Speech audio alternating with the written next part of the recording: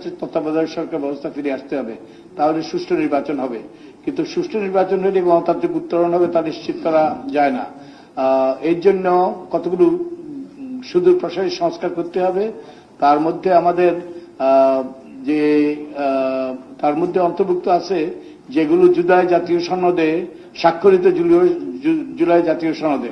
আপনারা জানেন যে জুলাই জাতীয় সনদে রাজনৈতিক দল এবং আমরা যে ঐক্যবদ্ধ কমিশনের যে ধারাবাহিকভাবে প্রায় 8 মাসের মতো আমরা আলাপ আলোচনা করে আমরা 84টা বিষয়ে আমরা ঐক্যমত্যে পৌঁছেছি।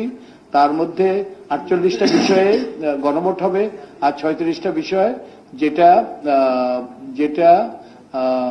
যে অধ্যাদেশের মাধ্যমে কিংবা নির্বাহী আদেশে বাস্তবায়ন করা যাবে। এই 48টা বিষয়ে একটা প্যাকেজ হবে এবং এই প্যাকেজটা সম্পর্কে আপনাকে হা না হয় না বলতে হবে। তো এই আমরা রাজনৈতিক দলের কাছে সুস্পষ্ট আমাদের আহ্বান যে তারা এই যে এই ব্যাপারে কোন রকম যেন অস্পষ্টতা না রাখেন, তারা যেন সুস্পষ্টভাবে অঙ্গীকার করেন তারা হায়ের পক্ষে না এর পক্ষে। আর গণতান্ত্রিক উত্তরণের জন্য আরেকটা বিষয় দরকার, সেটা হলো কতগুলো কাঠামোগত সংস্কার। এবং আমার একটা এখানে দুটো ব্যাপার দেওয়া হয়েছে, এটাতে সুস্পষ্ট বলেছি কতগুলো সুদূর প্রসারী সংস্কার যেগুলো অনেকগুলো নিয়ে গণভোট হবে, সেগুলো ব্যাপারে আপনারা জেনে বুঝে হা না হয় না এর পক্ষে অবস্থান নেবেন।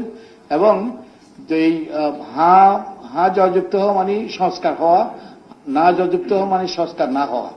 তো এই সংস্কার না হলে তো আমরা আগের অবস্থায় ফিরে যেতে পারি। আবারও আমাদের যে সরকার আমাদের উপর ওই যে নির্বাচিত হয়ে আসবে, যারা যে সরকার নির্বাচিত হয়ে আসবে তারাও স্বৈরাচারে পরিণত হওয়ার সম্ভাবনা একবারে উড়িয়ে দেওয়া যায় না। আর নির্বাচন ইশতেহার, যেহেতু নির্বাচন আসন্ন এবং রাজনৈতিক দলগুলো নির্বাচন ইশতেহারে তাদের অঙ্গীকার ব্যক্ত করে, তো আমরা কতগুলো বিষয় সুস্পষ্ট তাদের অবস্থান পরিষ্কার করার জন্য আমরা আহ্বান করেছি। একটা হলো যে অবশ্যই যে তাদের জুলাই জাতীয় সনদ এবং গণভোটের ব্যাপারে তাদের অবস্থান হা না হয় না এটা সুস্পষ্ট করা। দ্বিতীয় হলো রাষ্ট্রযন্ত্র আইনশৃঙ্খলা রক্ষাকারী বাহিনীর জবাবদিহিতা নিশ্চিত করা। আমরা জানি গুম খুন এবং বহু লোক প্রাণহানি হয়েছে, এটা যেন ভবিষ্যতে না হয় রাজনৈতিক দলগুলো সুস্পষ্টভাবে বলতে হবে এই ব্যাপারে তাদের অবস্থান কি।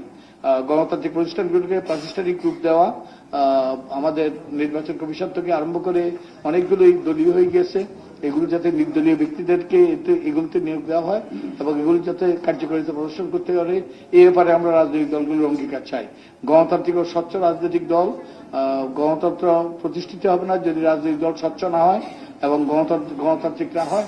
তা আমরা রাজনৈতিক দলের কাছে আহ্বান যে তারা নিজেদের দলকে গণতান্ত্রিক করার ব্যাপারে কি ব্যবস্থা নেবে। পরবর্তীতে আমরা তাদের কাছে আমাদের আহ্বান যে দুর্নীতির বিরুদ্ধে যেন তারা কার্যকর ব্যবস্থা নেয় এবং দুর্নীতি দমন কমিশনকে তারা যেন সাংবিধানিক প্রতিষ্ঠানে পরিণত করে। মেধাভিত্তিক সমাজ গঠনের অঙ্গীকার, বিশেষত তরুণদের জন্য মানসম্মত শিক্ষা, তাদের জন্য যে স্বাস্থ্যসেবা এবং একই সাথে তাদের জন্য সুযোগ সৃষ্টি করা। তাহলে আমাদের দেশে ডেমোক্রেটিক ডিভিডেন্ডের আমরা সুফল ভোগ করব এবং আমরা অর্থনৈতিকভাবে অনেক দ্রুততার সাথে এগিয়ে যাব। সহনশীল এবং টেকসই অবকাঠামো তৈরির ব্যাপারে আমরা রাজনৈতিক দলগুলোর মতামত চাই। দারিদ্র্য দূরীকরণের ব্যাপারে দৃঢ় অঙ্গীকার।